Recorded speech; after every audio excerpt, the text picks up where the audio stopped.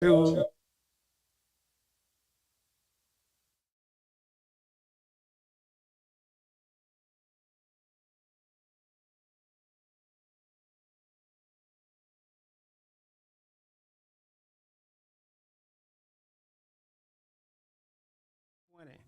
there you go, 21, 22, 23,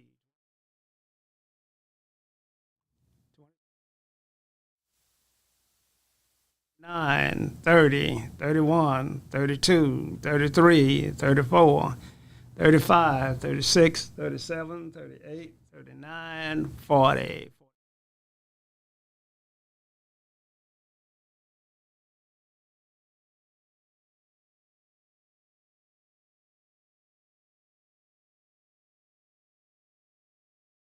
Good evening. I'm Socrates Garrett, and we're broadcasting live from right here in Jackson, Mississippi, the heart of the Deep South, right here in the African-American-owned broadcasting studio. We believe digital.com, our own platform. And so it's critically important that in the African-American community, we control the narrative. I look forward to receiving opportunities to show and advertise your products for goods and services and to move your brand along in this community. We're broadcasting live on Facebook. When We Believe Digital Podcast, go to Roku and download our app, and We Believe Global, with shows like this to bring articulate, intelligent conversations and dialogue to our platform.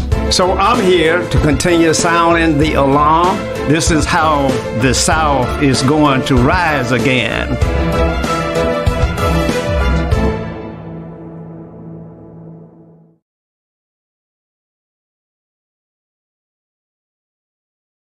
You check mine, sir? Okay, good.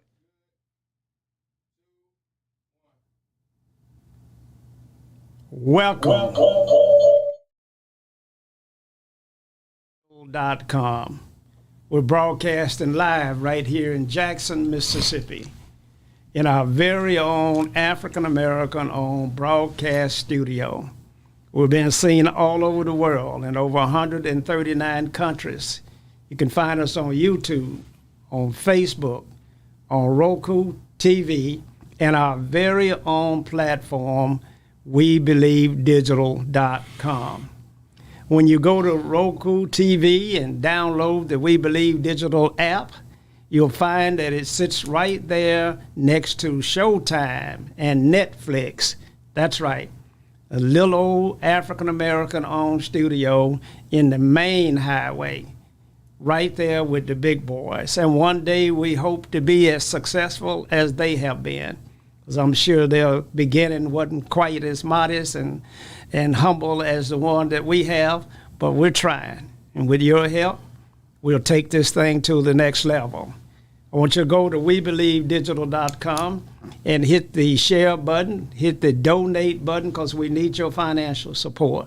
We need the dollars and cents that's necessary to put reporters in the field, to put engineers in the studio, to bring you the kind of content that we're committed to bringing, where the truth is being spoken out loud, with individuals like my co-host, Dr. Eldridge Henderson, a young man that is renowned all over this country, a sought-after speaker. He has his own radio show, the L. Henderson Real News Tour. He's involved. He's committed. He's in this community working every day trying to make this a better place.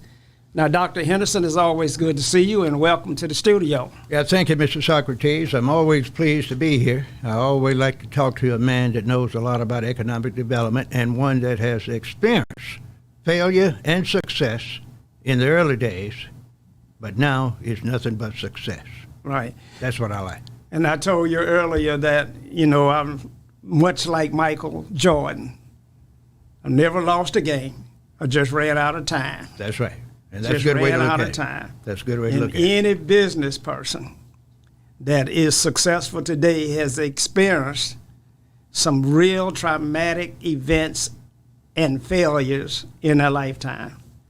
The key to it, Dr. Henderson, is what do you do then? when you're flat on your back, when you've been knocked out. What do you do then? That's when it counts, in the time of trouble and despair. Or you're the same individual then as you were when you were on the mountaintop. Well, one is the same, but what they should do, and that's what I've done, when I would fall, I would always try to fall on my face so I can think a little bit. And then I push myself up in a very vigorous manner and say, I'm going to do it again, but I'm not going to do it the same way. I'm not going to repeat these mistakes I made. And then you do better and better. And then you might fall again. When you fall down that second time, you do the same thing. And when you know anything, instead of falling, you're running and walking. Because when you make a lot of mistakes and fail and correct them, and don't continue to repeat those mistakes, you're considered a Michael Jordan. You're going to be a winner in anything you do: family, marriage, church, politics, economic development, whatever it is. Anything you do. Anything. Well, Dr. Henderson, you know that in America, we reward individuals that try. And that's why in America there is no debtor's prison. You file bankruptcy in America when the plans and didn't work out, and then you get to start over again. You know, it's not a crime to fail. It ought not be embarrassing. There should be no stigma associated with it. It should be looked upon as individuals that are trying to figure it out. And that's the kind of leadership, and that's the kind of charisma and the talent that we need to lead us through these trying times that we're in this country. You know, Jackson is experiencing a traumatic water loss event right here today. Mississippi has experienced floods in the last 2 years, especially Jackson. And so we see a lot of trouble, and we need leaders that have been the wagon master before, to someone that's been through there, someone that fell on their face and got up with more enthusiasm than they had before they fell. That's what we need in Jackson, Mississippi, to fix this problem that we're having. I want you to share with our viewers out there what's going on with Jackson in this water crisis, where every major news outlet in the world, and including from Europe and other places, are in Jackson. Well, it's very clear, Mr. Socrates, that we have an administration that's new to solving problems. We have politicians. Some are qualified. Most of them are not. Most of them have not had any major leadership initiatives that they had to handle during their career. Most of them are not planners. Most of them are not people that have had the opportunity to own and manage successful businesses. Many of them just social workers type that go out and pray and wish that things will happen. But now the situation is so bad with the water crisis until now experts are going to have to come in and get this resolved. And they are doing that. The local, state, and federal governments allegedly are working together to solve this problem. They're going to have certified specialists and the funds necessary to address the water crisis. But what I fear, sir, is once they get it addressed, have those pumps working throughout north, south, east, Hines County, and then they leave and they have the same administrators in office and a lack of technical experts that they didn't have now up until the last 2 days or so. It's going to be the same thing. So you cannot expect any change in the water crisis other than a temporary, what I call shortstop, if you have the same politicians, the same mayor, the same council, and the same county supervisors that are not working together, not planning together, don't have a strategic plan of 10 or 15 or 20 years. And on top of that, they must have certified and qualified specialists to maintain those water pumps. And they're going to need about $1 billion to change the infrastructure, get the proper pipes that are currently in use with the technology they put in the pumping stations, and that's going to take contractors that's going to be making $10 and $30 million per contract. And the problem is, who are they going to give that money to? Wow. That's what I'm looking at. Wow. Wow. So what you're saying is that there was a deficit in the talent in the Jackson community to operate the plants efficiently, even though we knew the plants were going to fail based upon the depreciation point that it had risen to and gotten to. And so we knew there was trouble on the horizon. But Dr. Henderson, what do you say to the fact that there was no money to fix the problems, because Jackson experienced tremendous white flight and lost its rooftops? The number of businesses, the number of homes has been declined. There are only 54,000 households in Jackson, Mississippi, and yet the city was built to operate with 300,000 people, and we're down to 150,000 now. We've lost half our population, but yet we still have to maintain these wastewater plants and these drinking water plants.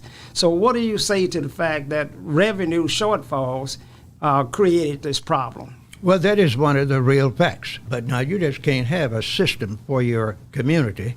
You cannot have a system for your family. And you cannot have a system for others and let it fall apart. You have to take some kind of prioritized corrective action.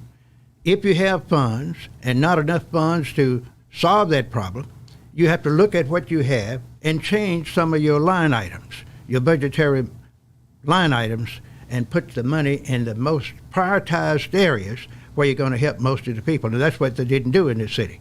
First of all, the equipment they had, they didn't have qualified, certified personnel to maintain it.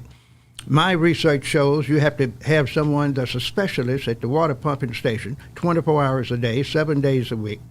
And you got to have someone in management that know what they're supposed to delegate.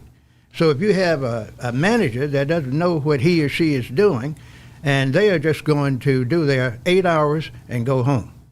And then when you get them aboard to talk about the problems, they can't tell you what the problem is, nor do they know what they need to do to solve the problem. That has been the problem in Hinds County for the last several years. Now, they have had good people throughout the past. Many have retired. Some went to other places for a higher salary. And that's the other part. When you have problems, Mr. Socrates, and you need certified, qualified people, you have to recruit them and pay them. There are enough qualified, certified people in the Southwest that Jackson could have hired if they wanted to. You find out who the people are, find out what they're making, and give them a more attractive package, and move them to Jackson or wherever, and they can make it happen in a manner that's going to reduce what I call chaos. Well, other cities have experienced similar problems to Jackson. We go back to Flint, Michigan, and the water crisis there. There was a complete failure, colossal failure in that system, and the federal government had to step in, along with the state of Michigan, to help solve that problem. The federal government has stepped in now with the state of Mississippi to help solve Jackson's problem. This is going to bring a tremendous amount of expertise and resources to bear on solving this issue. Did the president do the right thing when he stepped in to support the state of Mississippi, because we are a deep red state, and certainly did not vote for Joe Biden? Well, of course he did. If I were the president or any leader and I want to get in office again or get my comrades in office, I would go wherever I could go to help the people so I can get more votes. I want new votes. I want more votes. So you go into those dens of thieves and offer your support and be serious about it. Throw a few dollars there and help solve the problem, and all you're doing is helping yourself personally and your party. So that was a good move on the president, even though we have a lot of Republicans in this area. Yeah, the Democratic Party will not win the state of Mississippi in a presidential election. No, they won't. But now they will get a substantial number of votes. They won't get the state.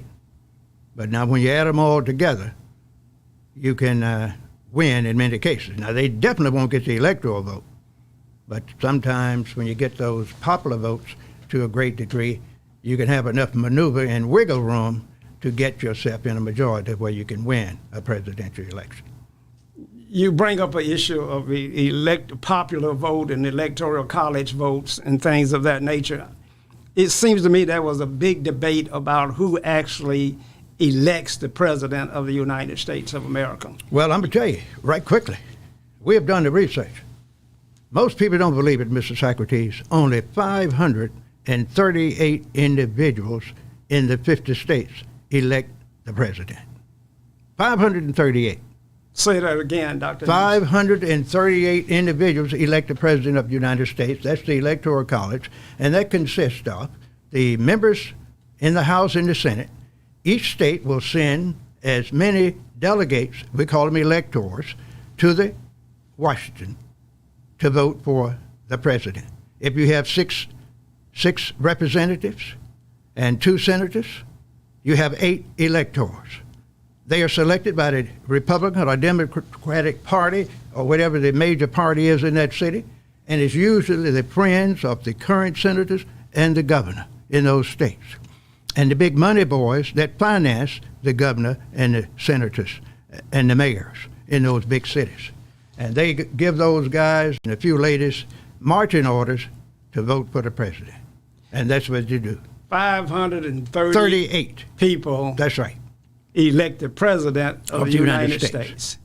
And Dr. Henderson, I've heard that bringing that down the ladder to the state governments, that only 3 people control the state of Mississippi. That's right. And many other states. You have the governor, the lieutenant governor, and the speaker. They usually appoint all the state agency heads, and they tell them what they expect them to do in an interview. I've been in situations where I've applied for certain jobs throughout the last 50 or 60 years, and, as a director or above, worked for the federal government and state government and colleges and universities throughout the area, and they will always tell you what the major issues are. Now, if you get this job, we sure hope that you can support us with these goals and objectives. We have a plan. They usually will give you the plan if you ask for it, and they want to know what you can support. And if you're a high character person, you will look at the plan and say, sir, Mr. President, or Dean, or the purchasing agent, or whoever you're talking to, I most certainly can support this, and I have the following experience. That is, if you want the job. If you're independent enough and have the ability to have other interviews, and you're not starving economically, your family's intact, you will say, this is a great plan, but my character and my experience will not allow me to do this, so therefore I can't accept this, and I wouldn't be able to do these things, the first 3 on this plan. But now I don't see anything wrong with the latter 6. I will not get that job. So if we bring that on down, then if 3 people control the state of Mississippi, then when we get down to our municipality, who controls the municipalities and the county governments? Well, you usually have a similar situation, but it's not that large. They have 3 on the state level. In the city level, you usually have the mayor and a board or council to make those decisions. The mayor, if it's a strong mayor, he is going to be over the administrative part of the operation for the city. He or she will then hire the ones to take over the various departments' heads. The city council, if they are strong enough, and in most cases they are not, unless they've been in office 30 or 40 years, can talk to the mayor and say, no, Mr. Mayor, you shouldn't select this person to be the head of the zoning department. I know someone with ample experience. They have worked in other areas, and now they're retired. They have moved back to Jackson or New York City or Chicago, and you ought to consider that person. And if they have good rapport, the mayor might say, yeah, I think I can do that. Otherwise, he's going to go in strong-headed, appoint his friends, half relatives, business associates, sorority and fraternity friends in these responsible areas, and many times they don't have the proper experience. To give you an example, you might get one of your lawyer friends, been a failure out there as a lawyer in the private sector. So you hire that young male or female, make them a city attorney in New York City, Chicago, Jackson, Birmingham, anywhere, and give them that job. And time you have a major crisis and need some legal representation, you have to go and hire a firm that has the expertise, the national expertise, the international expertise to solve your problem. So you're going to pay them $2 or $3 or $10 million to do what your attorneys ought to be able to do. So now if you're a smart mayor, a smart council, and you have a group of supervisors that have the expertise and the smartness they need, they will get a person like that when they get in office and hire the best lawyers they can, the best accountant, the best tax specialist, but have someone on retainer that can be the consultant. That's what I recommend, and that's what I used to do when I had an opportunity to be a department head. Well, good. I want you to stay with us. We're talking about government and structures and the crisis in Jackson and leadership in particular. We believe that leadership is the number one ingredient that is required to move this city forward. We're going to talk about that more when we come back. We're getting ready to go to our station break. We want you to stay tuned. You're listening to Socrates Garrett Live, being broadcast right here from Jackson, Mississippi, in the heart of the deep, deep South. Stay tuned. We'll be right back. Let's read and learn together. Meet Mason. Written by Sherry Tate, illustrated by David. Mason is a young, inspired learner.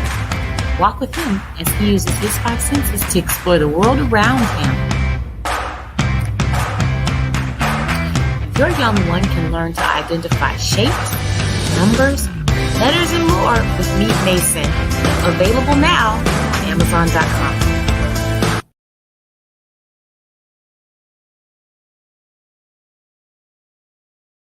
Hi, I'm Q Talicia Garrett. I am here to introduce our New South Development and Training Outreach Hour every Tuesday at 2 p.m., giving you information on how to become a part of the programs through USDA and Farm Service Agency. We can be reached at 678-779-9468. We can also be found online at newsouthoutreach.com.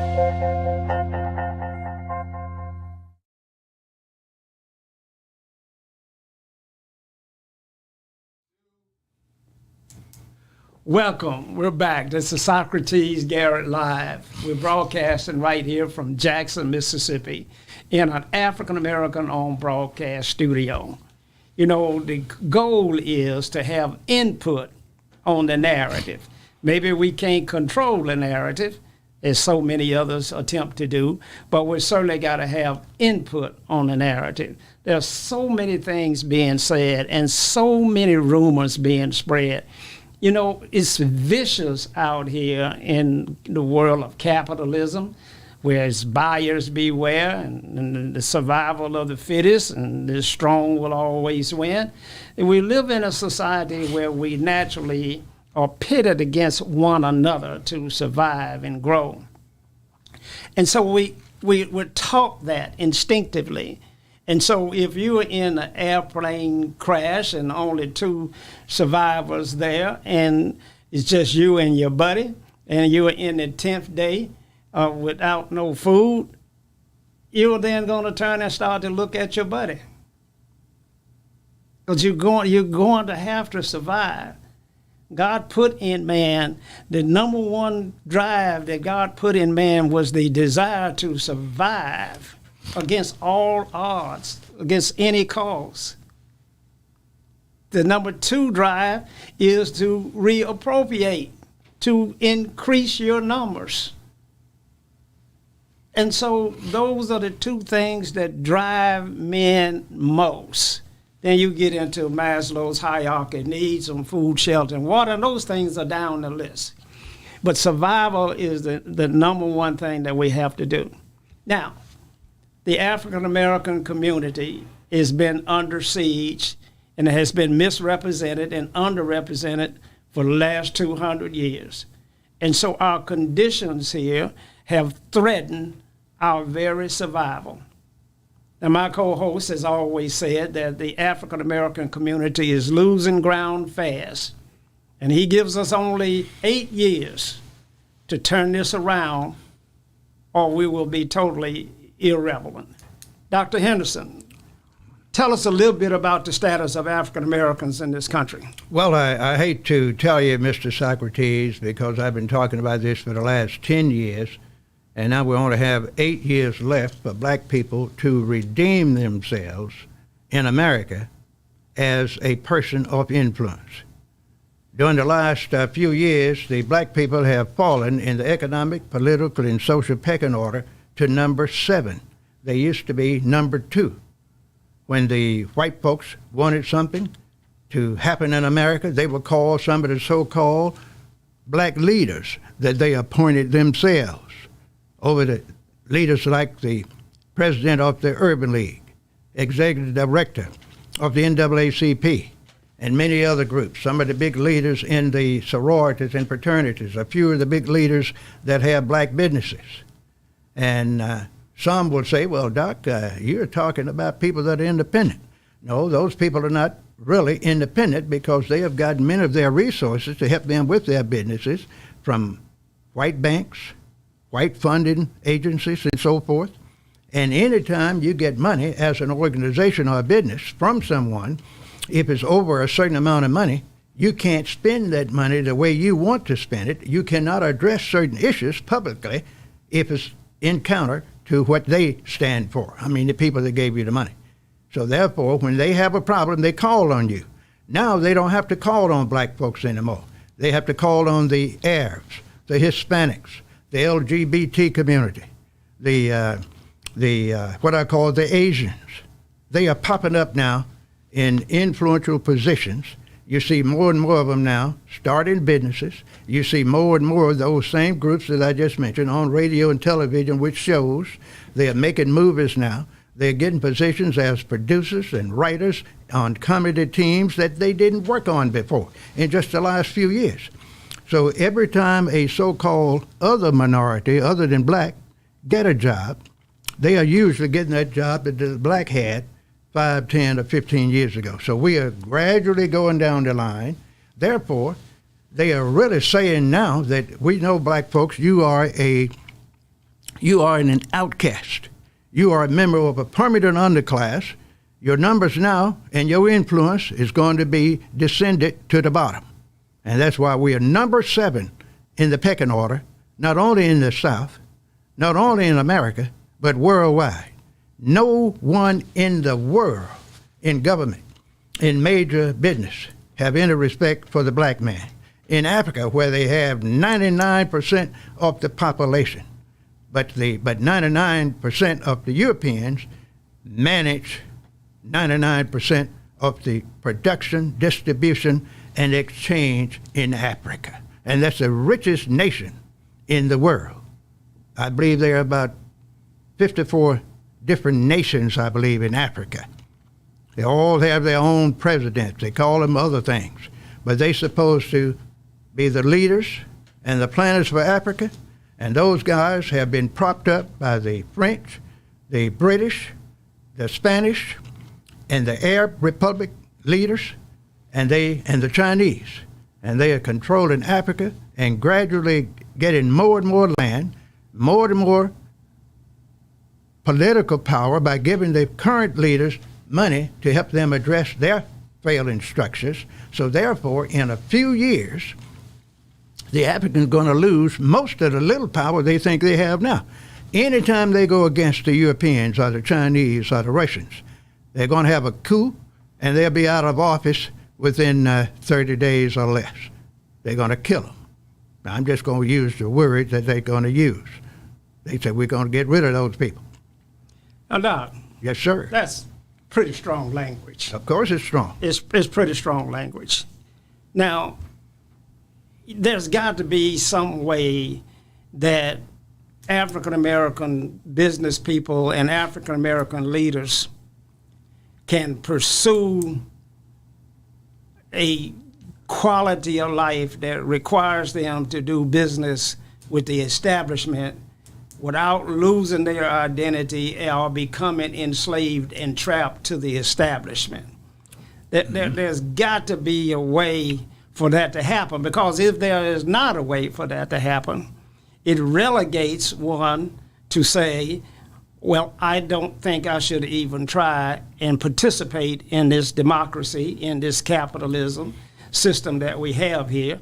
I ought to just kind of stay home and drink some wine and lay under the shade tree and chill out, because there is absolutely no win. Because if I'm successful, I'm enslaved. And if I don't do anything, I'm enslaved. And so I don't know exactly what model is the appropriate one to us, for us to recommend to African American leaders. You must maintain your independence at all costs. But that doesn't mean you got to get out of this game, because the African American community needs its smartest and brightest leaders, the ones that do understand the two-column accounting system, the ones that do understand how you manage money, the ones that have got educated at Harvard and Yale and gone on to medical school and got law degrees. We have to have those people in our community, and yet they don't seem to stand up much in community needs because of what you're saying. They're afraid that they're going to lose the little ground that they have gotten coming up through the establishment. This is one hell of a dichotomy that we have here, that we're going to have to free our people some kind of way so that they do know that it's possible to be successful in America and not become trapped and enslaved, and retain their independence and their ability to do what's right for their people. Now, Marcus Garvey said it very best. He said that I'm going to be loyal first to my God. Now, he didn't say your God. You can be whatever your God is. He said, I'm going to be loyal first to my God. I'm going to be loyal second to my family. I'm going to be loyal third to my race. I'm going to be loyal fourth to my country. God, family, race, country. He didn't lose his independence anywhere in there, in his pecking order of coming down through there, because God's not going to entrap you in slavery. Hopefully your family won't, and it used to be your race wouldn't. We may be slipping on that a bit now, but your country is always bear watching. From the writing of the Constitution, from the very beginning, your country has to be watched carefully. Explain. It's very simple. A lot of black people have been told, and I have told them, and then I'm going to give you a solution, that if you don't do certain things, you are doomed. You're already considered an outcast. You're already considered a member of the permanent underclass. But that is temporary. If you want to solve the problems, you have to do the following. You have to say there are certain areas of activity that I'm going to control from birth to death, where I am, with the resources I have, and with my own leaders. And those areas are education and training, leadership, economic development, politics, and religion. So all you do, you look at what you have, where you are, where you're the majority, and you start training your own people.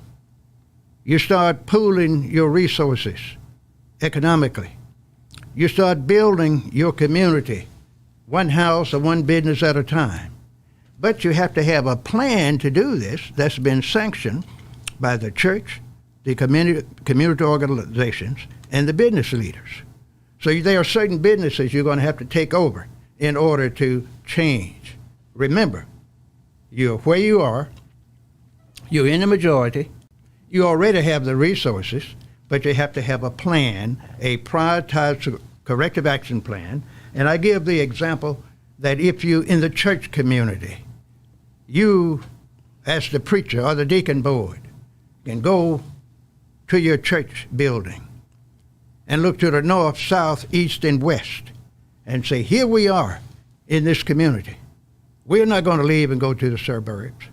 We're going to identify 2 houses, 2 businesses to the north, south, east, and west. That's 8 small business institutions.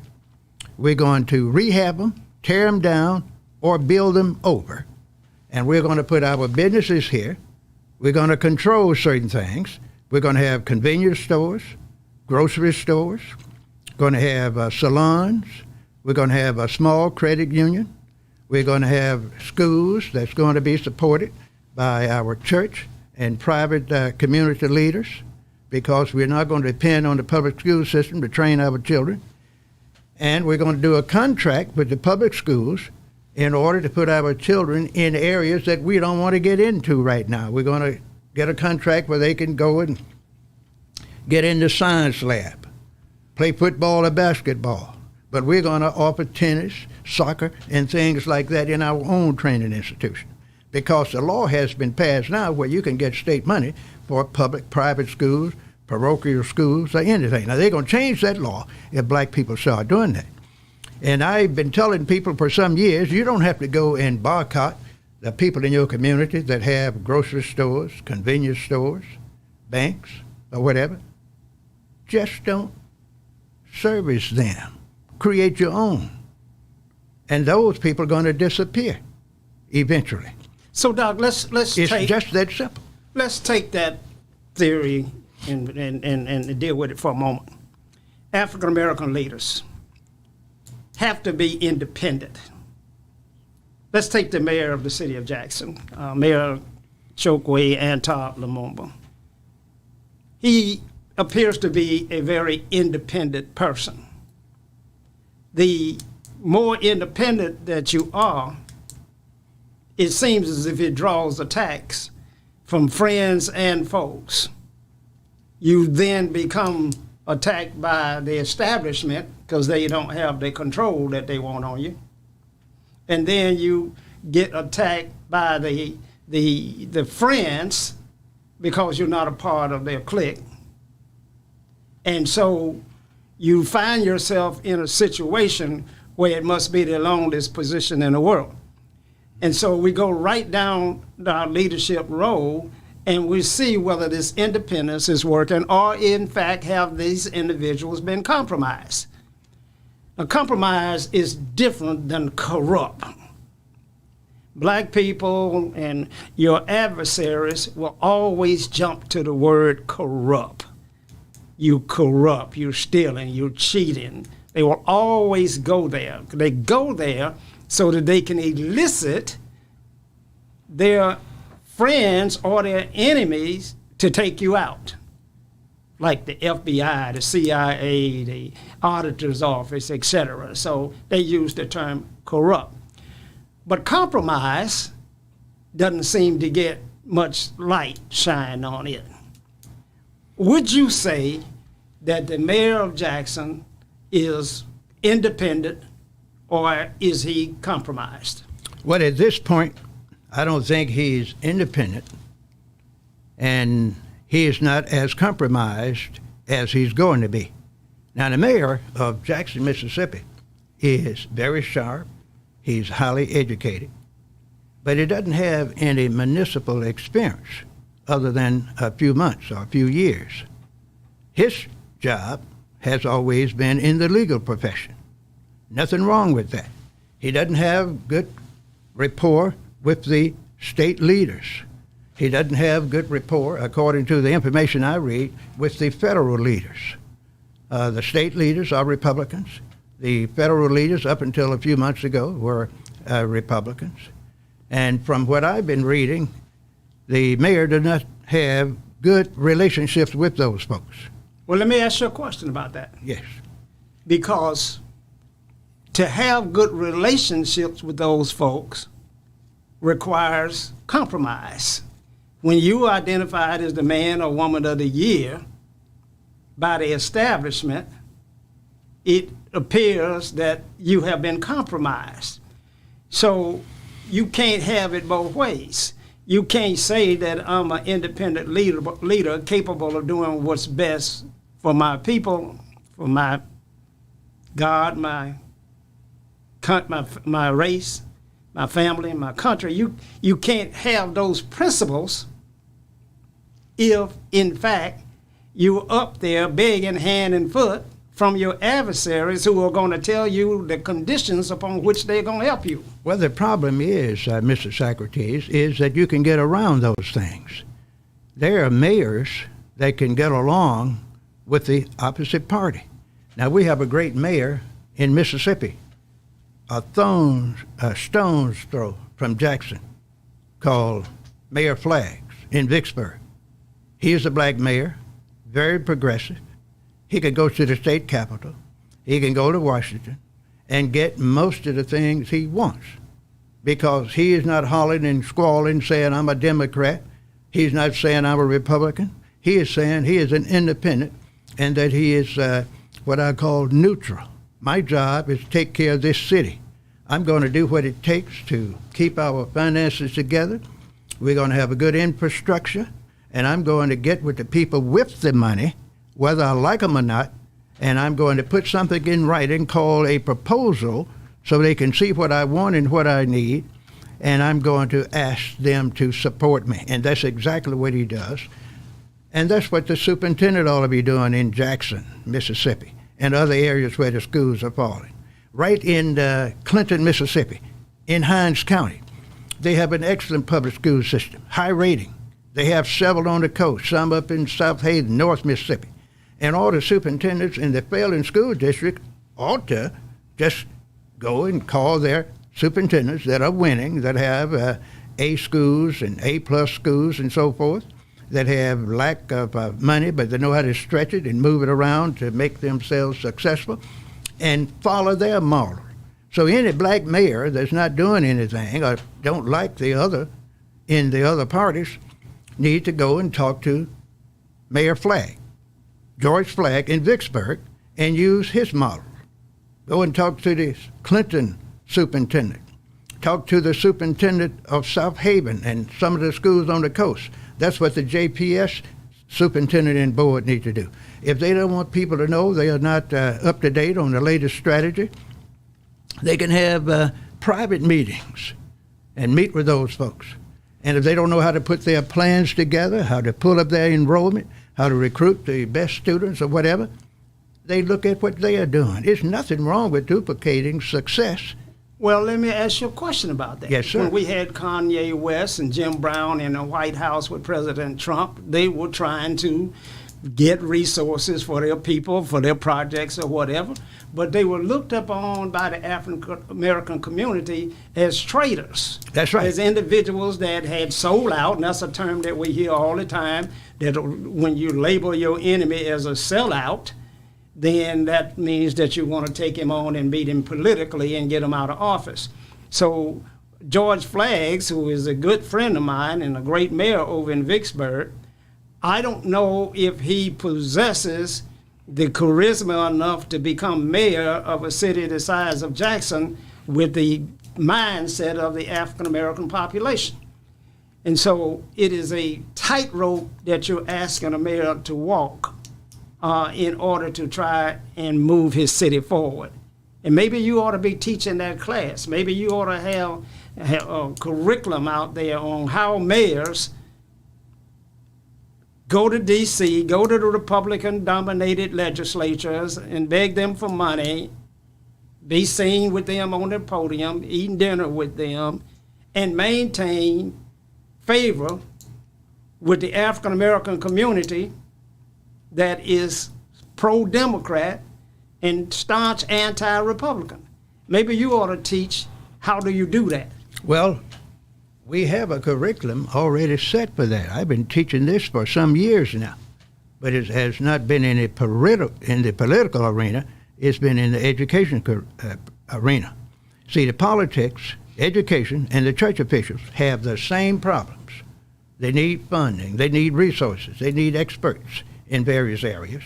And all of them are either in politics, in business, or on the state or federal level in the various areas that I mentioned. So you don't have to love your enemy. You got to teach your enemy that I'm going to respect you and I demand respect. We are all citizens. We are all using the same money because we are public officials. We elected our opponent, and I want what's due to me. And this is my proposal, and I expect you to work with me, and I'm going to work with you. We're going to respect each other and give me $400 million for this project that I want. You heard it from our good friend, the renowned orator and the educator that's sought after all over this world.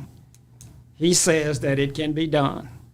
He says that you can maintain your loyalty to the black community and you can dine with the Republican establishment who has had a stronghold over African American progress throughout this entire country.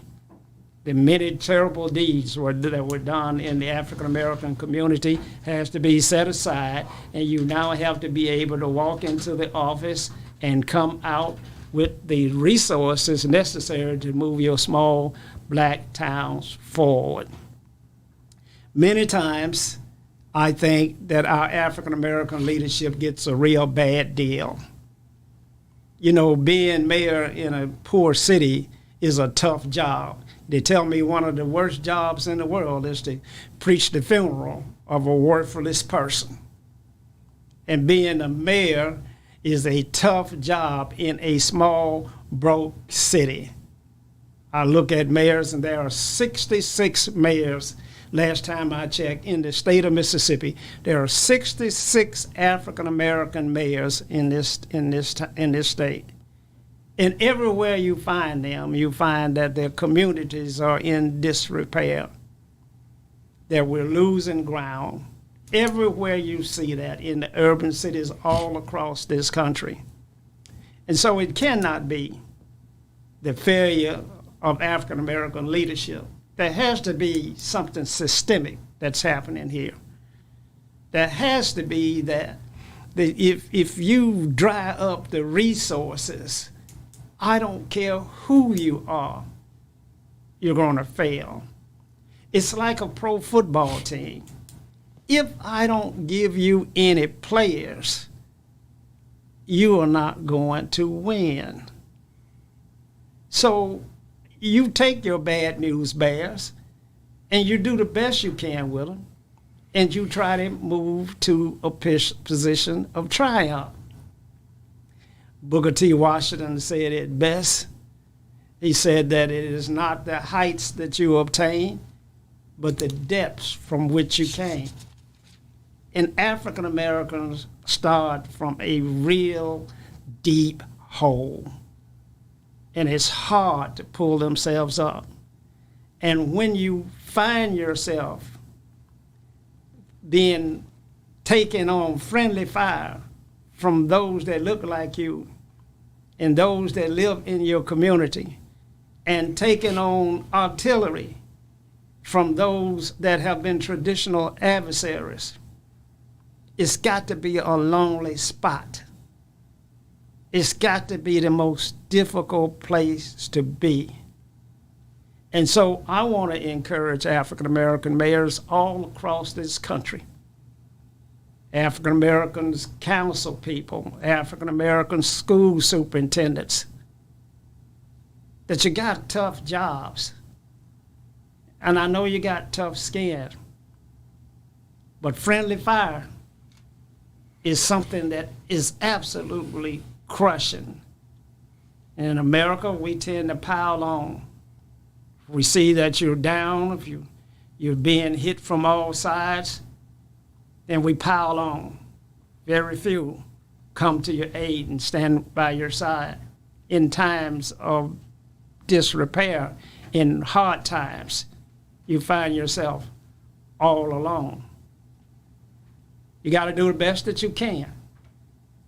You got to be absolutely certain that you remain independent, that you don't sell out, that you understand that your reason that you're there is to improve the quality of life in the African American community, to eradicate poverty in the African American community. That has got to be your focus. And so Dr. Henderson says that he has a curriculum and he can teach our leaders how to walk this tightrope and how to bring the bacon home for your citizens and retain your independence so that black boys and girls would want to be like you in the days ahead. Dr. Henderson, we're coming to the end of our program. As always, this is a tough act. People need your leadership.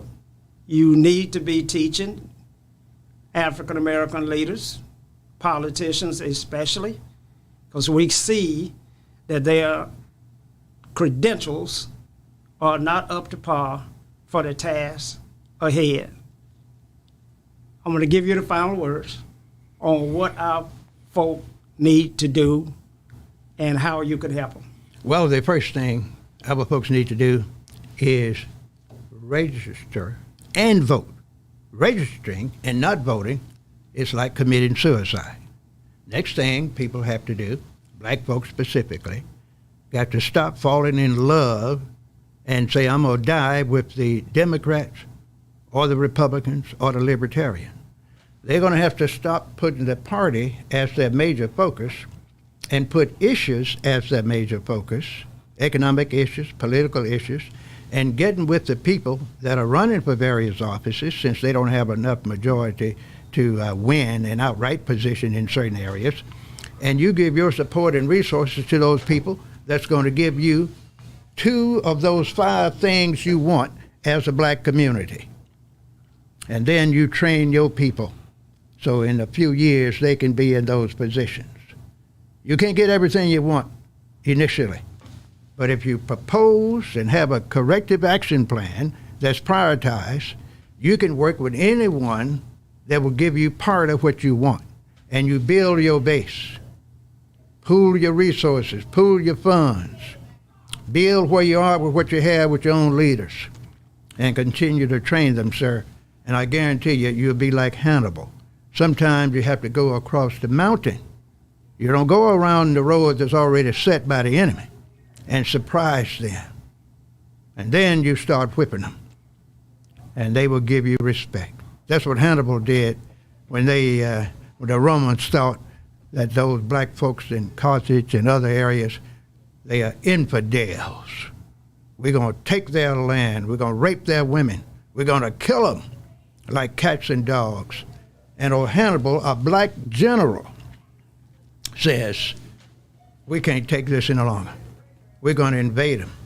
And this black leader was told by his command staff, man, that's the craziest idea anybody can come up with. You can't go through the Alps, a mountain range.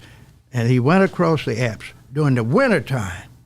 Half of his soldiers and all his elephants died except a few. And he surprised those Romans. And you find a lot of black folks today in Rome. Wow. But they are passing as mulattoes, you see. Now that is the way black people have to do it. You got to surprise your enemy. Do something that they don't expect you to do. Sometimes you have to act like you love your enemies. That's all I'm going to say at this time. Wow. You heard it. You heard it from Dr. Henderson. Hannibal, great African-American general. In closing, I would just say it. I was told that Hannibal, when he approached the mighty Alps, that he sat atop his horse and he said to all of his soldiers, he said, behold the mighty Alps. Behold the mighty Alps. Behold the mighty Alps. Then he said, I see no Alps. Forward march. And the rest is history. That's what blacks got to do, sir. Some going to die, some going to suffer. But in the end, the Lord will bless them. But if you don't do nothing but pray, Mr. Socrates, and don't do any work, the Lord will forget you. That's why blacks were in slavery for 400 and some years, and still in slavery. We've been praying too much and not working it enough. We're not planning enough. We're not taking the chances we need to go beyond the status quo. We got to come up with a new, prioritized corrective action plan with a mission, with goals, with a timeline, with an evaluation team, with project managers that's qualified to know when things are not right. Just that simple, sir. You heard it here on We Believe Digital. To all you mothers out there, don't forget to name your child Hannibal. Name your boy baby as Hannibal. You know, think about it, what you're saying to him as a child. This has been We Believe Digital. Sometimes we ramble a little bit, but most of the time we're right on point. We've been live with Dr. Henderson. And until we come again next Friday, we want everyone to have a great weekend. Enjoy your holidays. Stay safe out there. And let's go to work, black people. Time is running out. Good night. Suppose you had just one Hannibal. Socrates Garrett ENT.com is a diversified firm specializing in recycled aggregates and crushed concrete. Socrates Garrett ENT.com's recycled materials provide the construction industry with significant economic and environmental benefits by recycling clean concrete rubble into M.grade rock materials. Recycled aggregates and crushed concrete can be applied to driveways, road construction, bank protection, parking lots, general bulk fills, and more. For more information, please call 601-896-0084 or visit us online at SocratesGarrettENT.com.